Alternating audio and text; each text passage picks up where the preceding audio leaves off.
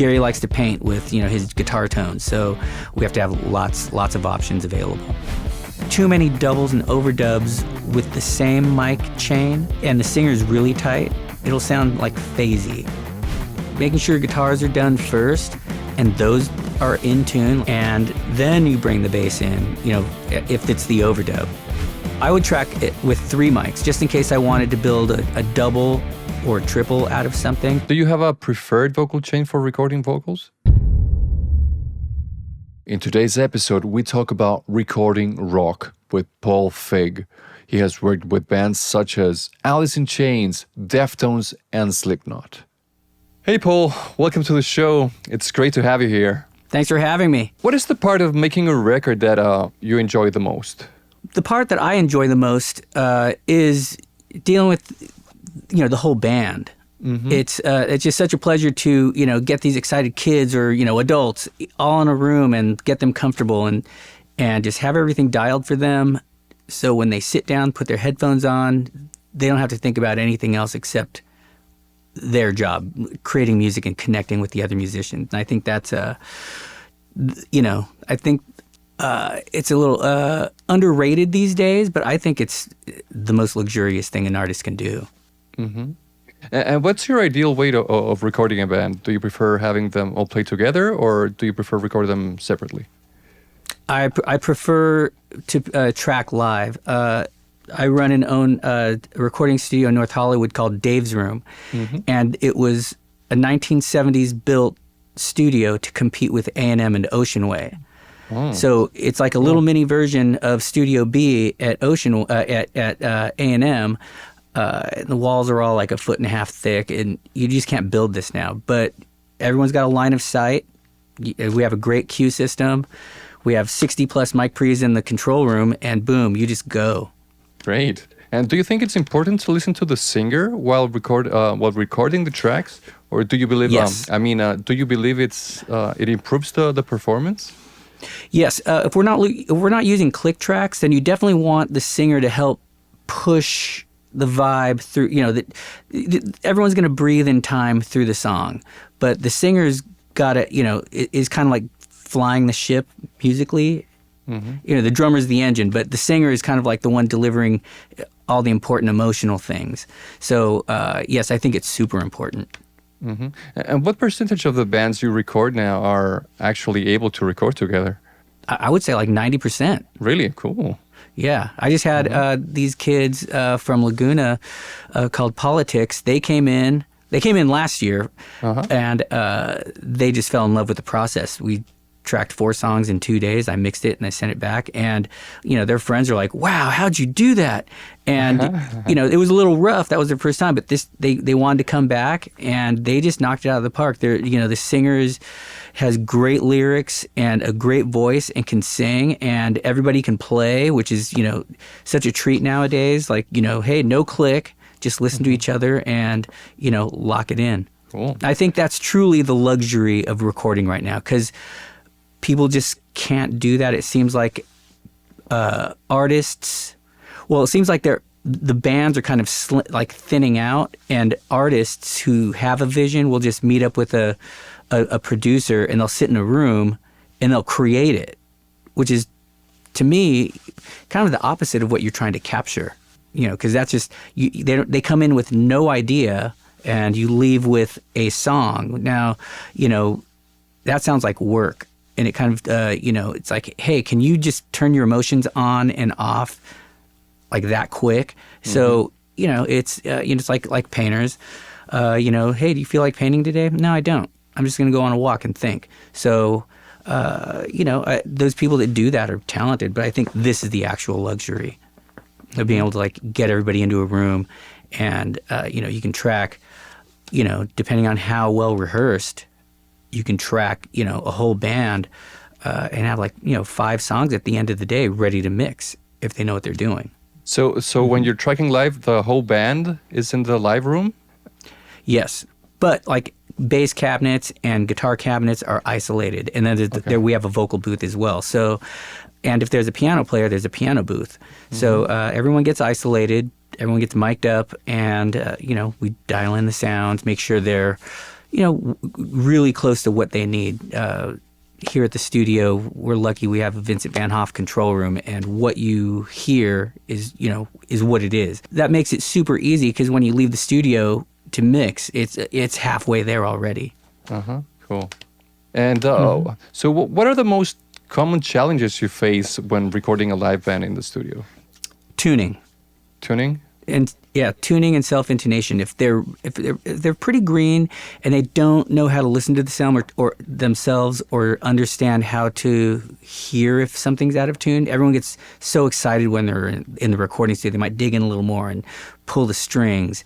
For me, I have to keep tabs on what's going on in the control room. I can hear all of it, and hopefully they can all hear it through their cue system as well. But that's, to me, is the biggest issue, because you can turn a really amazing sounding recording into a demo really fast if it's, there's a bunch of out of tune sections. So Jerry Control's guitars on Check My Brain are just amazing, and they're so hypnotic. How did you record those guitars?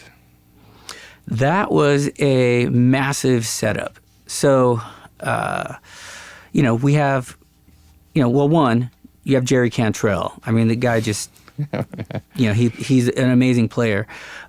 Two, we're holed up at 606 Dave Grohl's studio. We had, I believe it was 5 cabinets mic'd up. So we had his Marshall. We had an Orange. And we had his Bogner Fish going through a Mesa Boogie power amp, 2 channels out because it was massive. So that had 2 cabinets.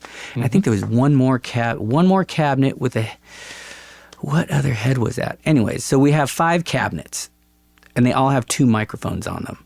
So between 421s and 57s and SM7s and FET 41s, FET 47s. I'm sorry. We had to move those mics around until the phase was extremely tight, and then we per cabinet, and then each cabinet had to be as tight to the next cabinet, and isolating those, and and then Cantrell came in, fired up his rig. Played a couple of chords, turned around and looked at us, and we were like, all right, we got it. Our job was done. He's got a smile on his face. But so those guitars on that record are 3 passes for the main rhythms. There's a left, a right, and a center. And he's just that tight with himself. It sounds like one big performance. And what mic pre's do you use for that? That was all Neve. Neve?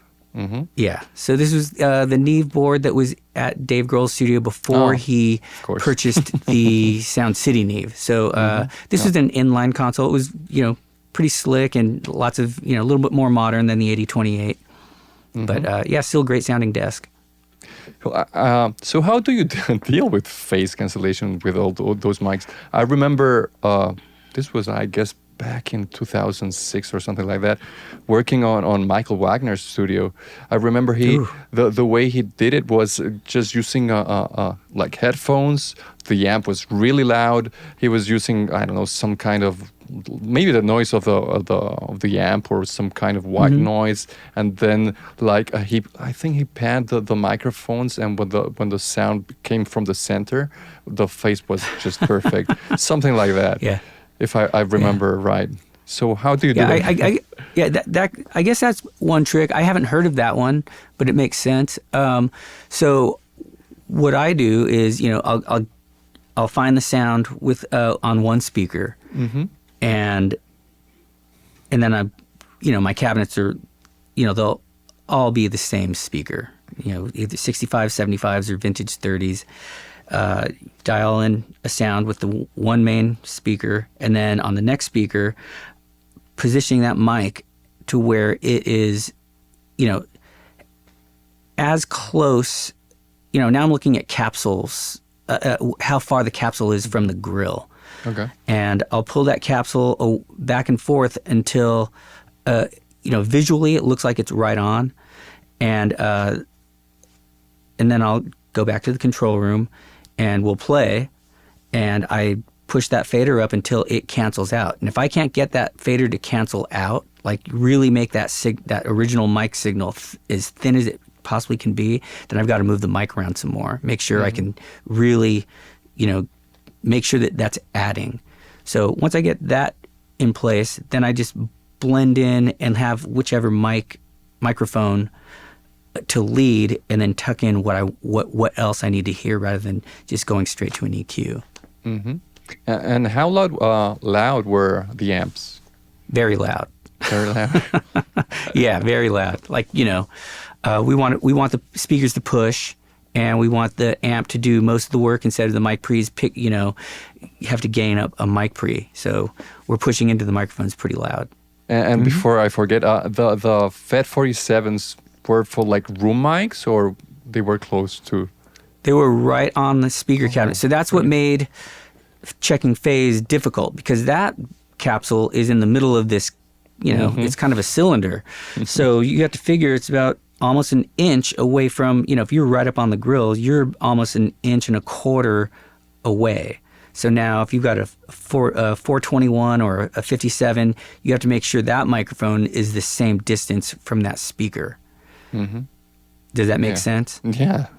Yeah. So I on Rainier Fog, we're doing the same thing. We're up in Seattle, and I had a piece of tape on my phone, and because I was using that as my flashlight because it was always on me, and I had a piece of tape, and I had marks for where like the 47 FET capsule meets. Like I had markings on the tape, and so where the FET met on this piece of tape, this little line, I could go to the other speaker and pull the 57 to the exact same spot. And then that just saved time. So almost like a ruler, but it worked. Cool. Do you use, not for recording, but maybe for mixing, something like the Autoline plugin? What's this plugin? Autoline. Yeah. No, because what we do is, I'm a fan of committing to the guitar sound. So I'm bussing all of these mics together.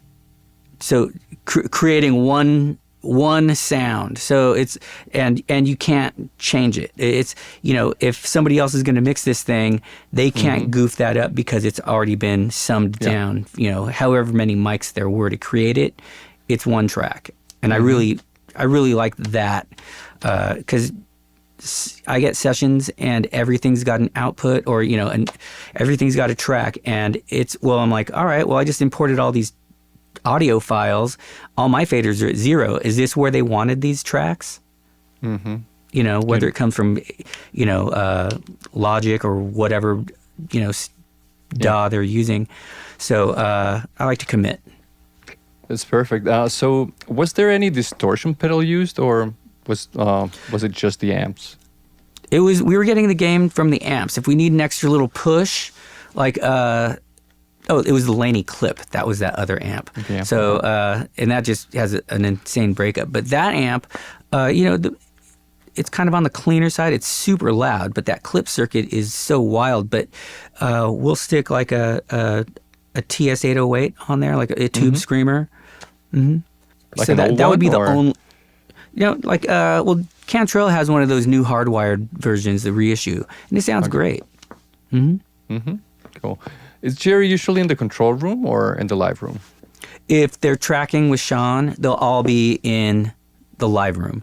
When we're we'll track and get the drum take, like capture the energy, the push and the pull, and all the intensity and that. Then when we're ready to track guitars, he's in the control room with all the heads, and we have like speaker cables going out into the live room and like a pretty elaborate setup because, Jerry likes to paint with, his guitar tones. So we have to have lots of options available. And when he doubles the guitars, does he use the same guitar or switch to a different one? No, usually. So, if he's using a Rampage, he might use his other Rampage on the other side. But mostly he's, all right, there's a Rampage on one side and a Les Paul on the other side, and there'll be an SG or a V or something else in the center. So that helps create width. And does his things up. Yeah. Does his approach change when recording with Alice in Chains compared to his solo projects? No, very similar, except on this solo project for Brighton, we did that so fast. I mean, we were here for 11 days, and Really? I had Wow. I had 18 sounds all mic'd up, ready to go, and most of it was 3 of those sounds created his main sound. So we had lots of ways to tip, the direction of his guitar tone, from either rock or more heavy or more subdued, a little edgy. So that's what was going on there. But yeah, usually for Alice in Chains, like we really take our time and make sure everything. There's so many guitars, and we take our time, make sure everything is right on, because he's going to layer and harmonize all sorts of things, and it just has to be super tight. So is he recording all the guitars? For Alice in Chains, I mean. For Alice in Chains, no, he'll do. I would say he's doing like 80%, and then Will Duvall comes in and he throws down his flavors, and he's got like a kind of a Jimmy Page-esque punch to his guitar, and he likes to get in there. He's got some really cool amps too, but yeah, it's mainly Jerry. And do you have a favorite speaker for recording heavy guitars? Right now, I'm really enjoying the Celestion Vintage 30 and like a 65, just for an extra flavor. I have a 25-watt greenback is cool too, but those 3 are kind of like my main guys. And the V30s, they have to be like the English version, or you don't care? Because I've tried here like the Chinese one, and I don't really like those. Oh, okay, yeah. So I don't. I have 2 sets of Bogner cabinets from 1998. So they came with English one. vintage 30s. So those things sound fantastic. And one cabinet's just a little darker than the other. But this Marshall back here has just such a cool mid range. So I'll throw that guy in the mix as well. Cool. And do you have a favorite amplifier for clean tones? Here I have Dave Bianco's Vibrolux. It's been, it's got the Rivera mods on it, but that thing gets really nice and clean. This hand-wired AC30 does a really nice job too. But I have a mid-80s high watt that gets really chimey. And I think that, this guy right over here, can you see it? Yeah. That guy. Nice. Yeah. Yeah. And what do you think about all those amp simulators? Is there anyone that you like? They're handy tools, but for making records, I'm not a big fan. I can hear the DIs, how the DIs were recorded, and it's not a pleasing sound. Plus, when you're tracking into one of these amp sims, you're really dragging the CPU. So depending on if the client is using an Apollo or something that's not HD, where you're not dealing with latency, you're always gonna. To me, it's always gonna feel a little off. A Kemper, Quad Cortex, something outside the box, those are getting really good now. So but for making a whole record, I'm gonna start with real amps. And will you use any I don't know, room mics for those heavy distorted guitars, or yeah? No, not really. Just keep it close and up front. For Cantrell, the acoustic guitars will get the space. They'll have a close mic and something about 6 feet away, like a stereo mic. Oh. And besides everything we've discussed, do you think there's anything else important for achieving those heavy guitars? Not for Alice in Chains, like for any heavy guitar. To me, a heavy guitar isn't the more distorted guitar, because then it gets soft and squishy, if that makes any sense. Yeah. I like to have a little bit more punch. If you roll the gain back just a little bit, and you have to really push into the guitar to get that, get it to really growl, I think that's super heavy. And, like the fastest thing, like fast isn't heavy. Heavy, like, you've got to be able to do this. So, I like it. I like that approach, is to, get the sound, and if you can peel the gain back just a hair, I think that's going to be pretty heavy instead of fizzy. Yeah, I've always liked recording bass after the guitar. For me, it's like I know it's easier to tune. It's better, or for me at least, to achieve the right tone for the song. So, what's your approach for recording bass? Yeah. I'm right there with you. And I learned this with Amen when I was, when I used to play back in, back in the day. It's easier to tell if a guitar is out of tune, because there's 6 strings. So making sure guitars are done first and those are in tune, like your left, right centers, and then you bring the bass in, if it's the overdub. And that just seems, yeah, you're right. It's super easy to tell because if you track drums and bass first, you can't tell if the bass player is pulling on any of those notes. Sometimes he's pulling sharp and digging in, and all of a sudden you're tracking guitars and you're like, why does this just sound really off? And then you discover, you take the bass out, everything's great. The guitars are in tune, so now you got to go back and do the bass. But yeah, I cover my basses a lot, tracking bass, so I'm grabbing multiple sources as well. So that's going to happen while we're tracking and during the overdubs. So we're definitely going to grab a DI, we're going to grab a Sans amp, and we're going to grab multiple mics off the amp.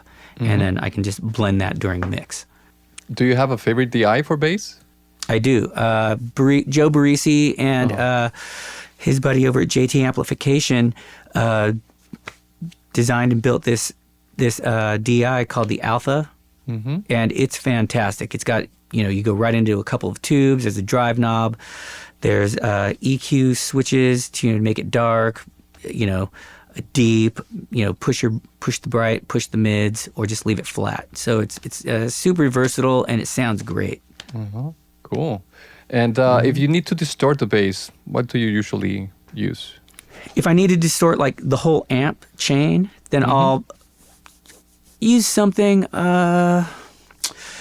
Sometimes even something as simple as a DS1, like a Boss pedal, works. Or I think Mike Inez had something from Pigtronics. It was pretty edgy, and that just drove the whole thing. But yeah, so Ren and Cuff make a pedal called the Pickle Pie, and there's a blend knob, so you don't lose your low end when you stomp on it. So that's kind of huge. Or there's another trick you can use, like with the DS1 and an LS2, blend in as much distortion without taking out your low end. It's kind of like an effects loop. And do you like compressing the bass when you're recording? Absolutely. If I can, if there's room, if they are in the room, 2254s are my favorite. If we don't have those, then LA2A is great. And then what else? We have a couple of Neve. They're basically like 2264s. I just like the way the transformer sounds on those. You said before. Oh, I'm sorry. You said before that you like to commit, like the guitars, all those tracks to one track. So are you doing the same with the bass? Just one track? For the bass, no, because now I've got control over certain aspects. Like, hey, this song, the bass needs to be a little cleaner and sweeter. So I'm going to pull the Sans amp back a hair. Or, hey, maybe I need that more stringiness out of this bass. So I'll push the Sans amp and give it a little bit more teeth, to blend with the other tracks. But it just, when you only have like the one thing, it kind of paints you in a corner a little bit. But if I have to, I'm not afraid. But I do like having the control later during a mix to really like have clean bottom. One of the things I enjoy most in life is recording drums. When the drummer is good, of course. So, what do you usually do when recording drums? I really try to keep it simple. Unless I'm in a massive room like 606 or Studio X, Henson, Studio B and D, or at Blackbird. Lots of room mics, but the main focus is making sure all the close mics sound amazing. And starting with the overheads, just making sure that sounds like an amazing drum kit, and just making sure that the placement's great and the pre's are dialed. Sometimes I'll, depending on how fast a song is or the type of music. If it's really heavy, probably no compression. If it's a little lighter, more rock or more jazzy or open, I'll slap a compressor on there and like hold the cymbals out a little bit. For heavy stuff, you don't want to just keep bringing in all that high frequency. You need that stuff to go away a little bit. So for the overheads, are you using like a space bear technique, or what do you use for it? Yes, I'm a huge fan of the space pair. I've listened to a couple of stereo mics, and they just don't do it for me. I want the space, and I want to focus on one side of the kit and the other side of the kit, and create a balanced 3D image of what that kit sounds like, and make sure any one cymbal's not getting too loud in one mic. So that's how I'll start there. And right now I'm really impressed with these Austrian audio mics with the dual capsule technology. Oh, I've never heard of them. Well, I need to try those. Oh yeah. Have you heard of AKG? Yeah. It's all those engineers. Really? Cool. Yeah. There's a pretty intense story about that. But yeah, so they're making their own microphones now that AKG is not in Austria any longer. Oh. Or not in that same town. Yeah. So, and what are your favorite microphones for drums? Right now, Austrian Audio. They also make this, the OC7 and the OD5. And the OC7 is a condenser mic, but you can really maneuver it like, if you have a metal drummer and that, cymbals are really low onto the toms, you can still get this guy in a good spot where it sounds good. Otherwise, it's a dream to play. So, I like 421s as well, but these things are just so much easier to deal with, and they sound fantastic. And then, as well, same thing with the overhead. So the 818s are it's a dual capsule microphone. So you're capturing the front and back, and that just, adds more control and flavor for later during the mix. Cool. So going back to Alice in Chains, when recording drums, do they change drum heads a lot during those recordings? Absolutely. And we'll have a drum tech on deck as well. So back then we had John Nicholson, who's absolutely amazing at what he does. He doesn't do this anymore. Oh. Bummer. But yes, as soon as the snare is getting too beat up, because Sean Kinney's trying to like murder that thing, and he's he hits hard, just all his heads are there's pits, and so we'll swap those out probably like once a tune or every 2 songs. We're gonna rehead the whole thing and stretch out the heads to make sure we're back to where we started. And what drum head model do you prefer for rock recordings? I really like the Remo Emperors and Ambassadors, and both coated. If I need something a little more, metal, the clears are nice too. And Sean was using something like because I'm thinking maybe a controlled sound or something like that, or Ambassador, because I think like it's too thin for him. Yeah. For him. God, that was a long time ago, but I know it might have had the dot, but definitely coated. Yeah. Cool. The dot was underneath. And do you ever use distortion for recording drums? Absolutely. Distortion, all sorts of weird pedals. I use a thing called the PCP, and I'll send the kick and the snare and maybe something else, to 3 different pedals, and I'll record those as well in real time, just so I can like add some like some just psychotic otherworldly sounds, just to make the kit interesting. And what's the most unusual thing you've done when recording drums that actually worked? The most unusual. Just like maybe like a 2 mic setup. So, I did we were doing this drum break thing, and I had a whole like 1960s kit set up in the corner with like a 26-inch kick drum. And it didn't sound as big as I wanted it, but I was like, all right, this is cool. So it's a couple of mics, and it's like this, this snare roll going into this, kind of groovy thing. And, I just, it worked. And I was like, awesome, because, I can control it through like, a couple of faders, and I'm panning it left and right, and it's just doing a thing. So I thought that was cool. And, and obviously and that's going through a filter as well. So that made it, an interesting sound. Cool. Does your approach change when you have a drummer who plays very hard versus one who plays more, I don't know, softly? Absolutely. That just happened. I had, I'm working on a record. I can't say who it is yet, but they brought in this a drummer who's absolutely amazing, and he's hitting, and it sounds like samples, and you're just like, wow, this guy's amazing.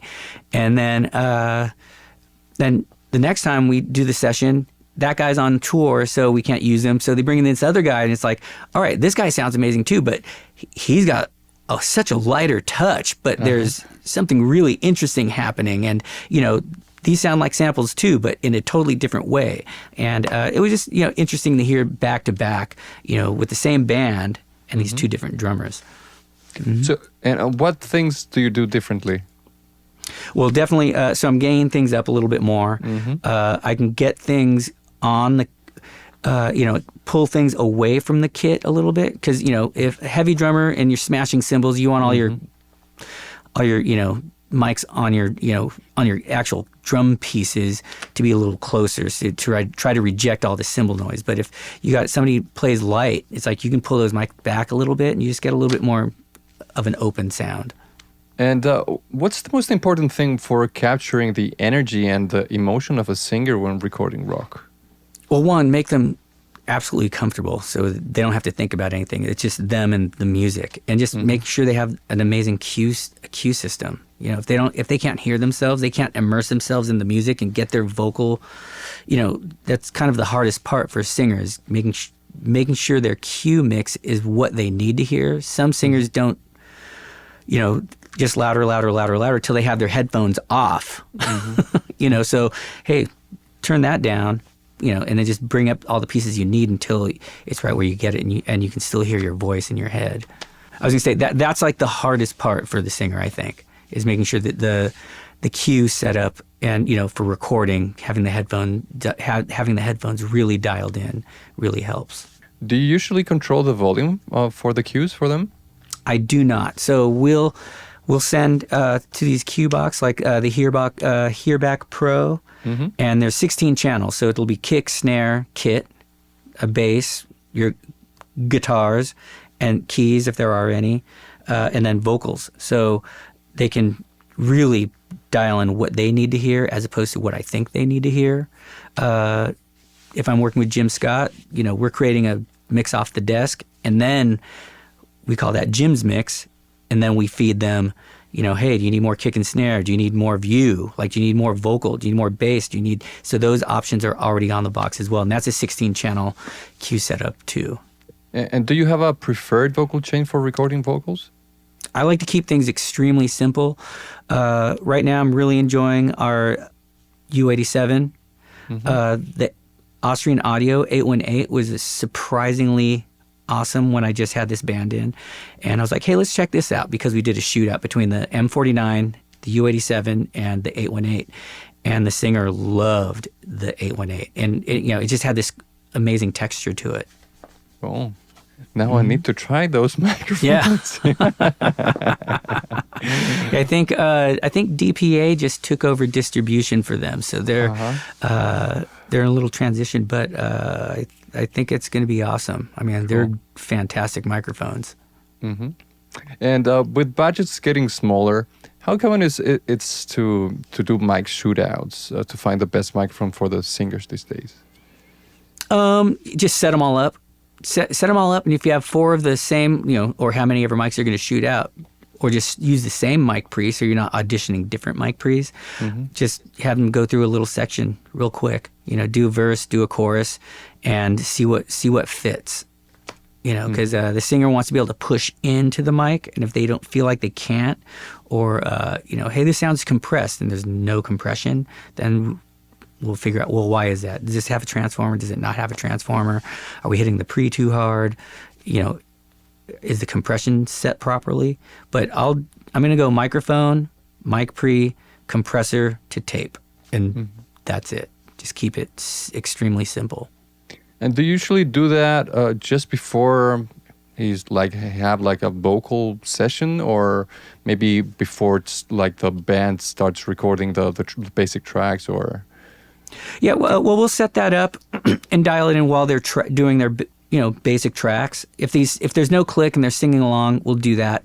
And then if we need to re-overdub the vocal, like really hone in, we've got our setup, we know it works, we know it sounds great, and then we just take the time and do a few more takes, comp it up, and that should be it. Mm-hmm. And do you prefer recording vocals in a very dry space, or do you like having like a bit of ambience? I like them to be in my vocal booth because I can hear the space in my tracking room. And it's just a little cleaner, just a little tighter, a little cleaner. I want to be able to hear, mouth noises and weird clicks. If that's happening with the singer, I want to be able to hear that instead of like what's bouncing around in a room. Cool. Now I have a couple of questions from our audience. So the first one is, how do you like to record acoustic guitars? I like to record acoustic guitars we have this amazing mic. Sheps makes it, and it's vintage, and it just sounds fantastic. If I can't use that, I'm going to use like a vintage AKG EB 451, and that's a really nice sound. The 87 sounds great too, and I haven't tried it yet, but I'm sure this Austrian audio mic of course, is going to say, yeah. But so and Mojave makes some really great mics too. So I have this one trick that Bianca kind of showed me, and you mic up the guitar with the Sheps or the 87, and then you use the stereo pair of these 101 FETs, 3 feet apart, maybe 3 feet back or 6 feet back, how much ever space you want. But that circuit is so fast and articulate, so it just creates a really amazing stereo image when you tuck those guys in underneath your acoustic track. Oh, and when you're miking with just one mic, where do you place that mic?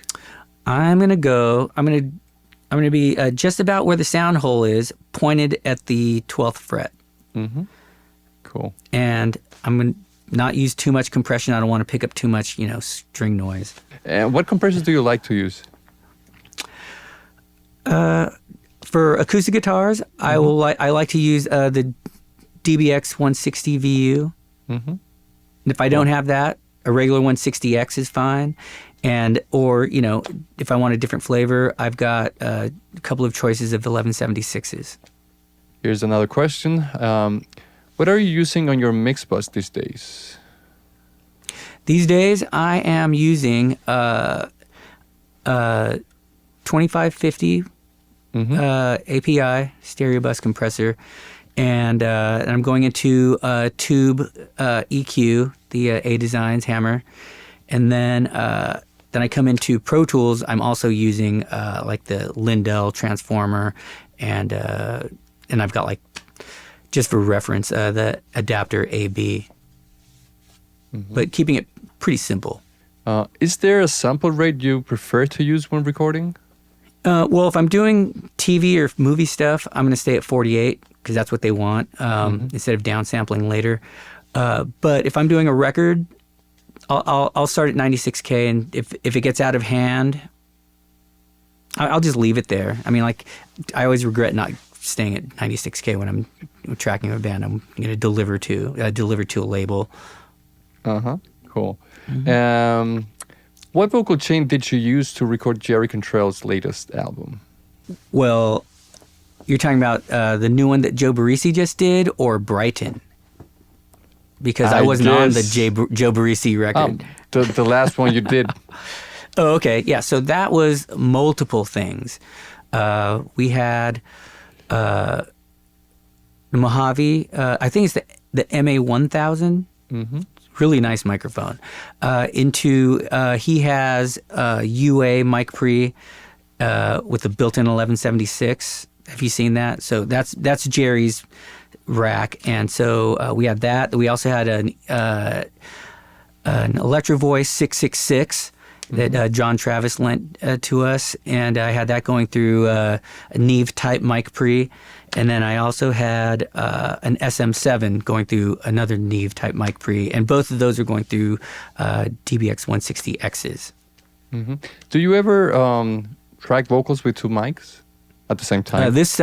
Well, I would track it with 3 mics just in case I wanted to build a double or triple out of something. So I'll have, 3 different version. If I have 10 takes, and I can take one from the MA1000, take another take from the EV666, and another take from the SM7, then I can blend something that's not going to get weird. Like I don't know if you ever come across this, when you do too many doubles and overdubs with the same mic chain thing, and the singer's really tight, it'll sound like phasey.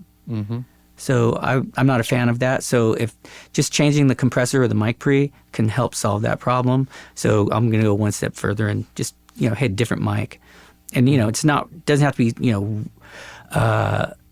right on with the other capsules, because they're never creating one sound combined. They're creating 3 different sounds Right. with 3 different performances. Paul, thank you so much for being here today. I really appreciate it. Yes, I learned a lot.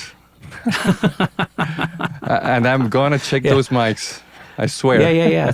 They're amazing, and they're not super expensive, and it's just kind of like to me it's like it's like the underdog story where this company, it's like they want to build great microphones, and then AKG just kind of leaves them hanging, so they just started their own company called Austrian Audio, and then now they're building the mics that they want to build already.